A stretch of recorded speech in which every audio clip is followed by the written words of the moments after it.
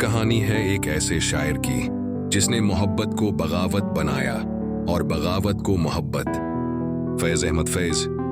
मैंने समझा था कि तू है तो दरख्शां है हयात, तेरा गम है तो गमदहर का झगड़ा क्या है। तेरी सूरत से है आलम में बहारों को सबात, तेरी आंखों के सिवा दुनिया में रखा क्या है। फैज 13 फरवरी 1911 को सियालकोट की धरती पर पैदा हुए। ये वही शहर है जहां इकबाल ने आंख खोली थी। फैज के वालिद सुल्तान मोहम्मद खां एक दानशूर और वकील थे। बचपन ही से फैज को किताबों और इल्म से लगाव था। फैज के घर से कुछ दूरी पर एक हवेली थी, यहाँ अक्सर पंडित राज नारायण रिमान मशायरों का इनेकाद किया करते थे, जिनकी सदारत मुंशी सिराजुद्दीन किया करते थे। मुंशी सिराजुद्दीन महाराजा कश्मीर प्रताप सिंह के मुंशी थे और अल्लामा इकबाल के करीबी दोस्त भी। जिन्हीं महफिलों से फैज शायरी की तरफ मरगूब हुए और अपनी पहली शायरी 10वीं जमात में कलमबंद की। फैज के घर के बाहर एक मस्जिद थी जहां वो फजर की नमाज अदा करने जाते तो अक्सर मौलाना मोहम्मद इब्राहिम मीर सियालकोटी का खतबा सुनते और इनसे मजहबी तालीम हासिल करते। 1921 में आपने स्काच मिशन स्कूल सियालकोट में दाखिला लिया और यहाँ मैट्रिक तक तालीम हासिल की।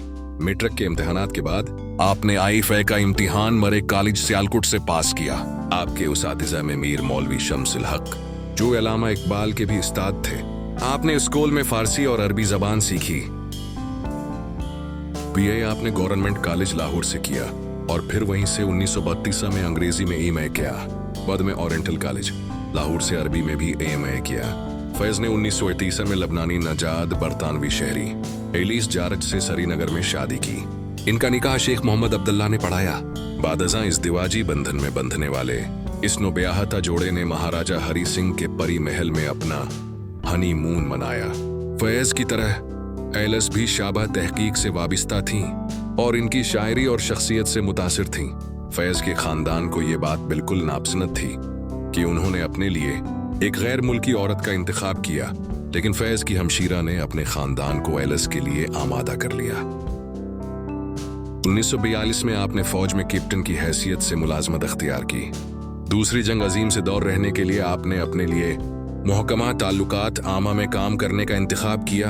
आप फौज में जनरल अकबर खां के माथात एक यूनिट में भर्ती थे। जनरल खान बाएं बाजू के सियासी ख्यालात रखते थे और इसलिए आपको खूब पसंद थे।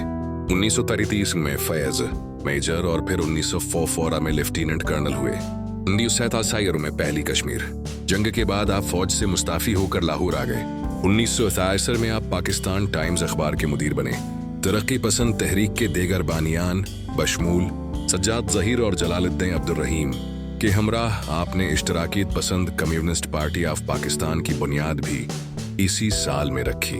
1978 में आप पाकिस्तान ट्रेड यूनियन फेडरेशन के नायब सदर मुंतखब हुए।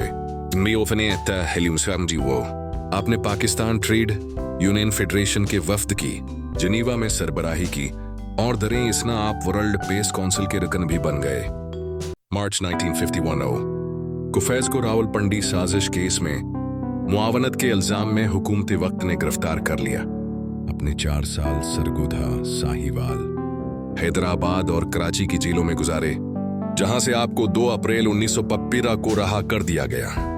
जिंदा नामा की बेशतर नज़में इसी उर्सा में लिखी गईं।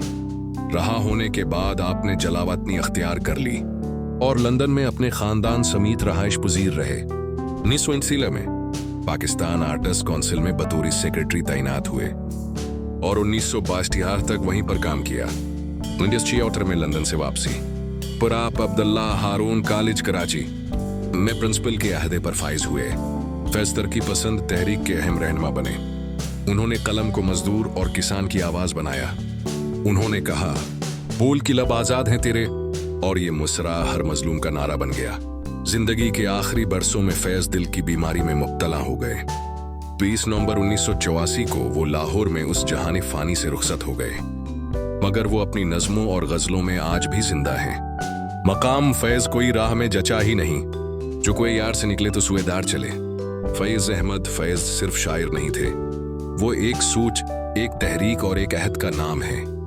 उन्होंने कहा था, हम देखेंगे, लाजिम है कि हम भी देखेंगे, और आज भी हर आवाज, हर एहतिजाज, हर ख्वाब में फैज की गूंज सुनाई देती है।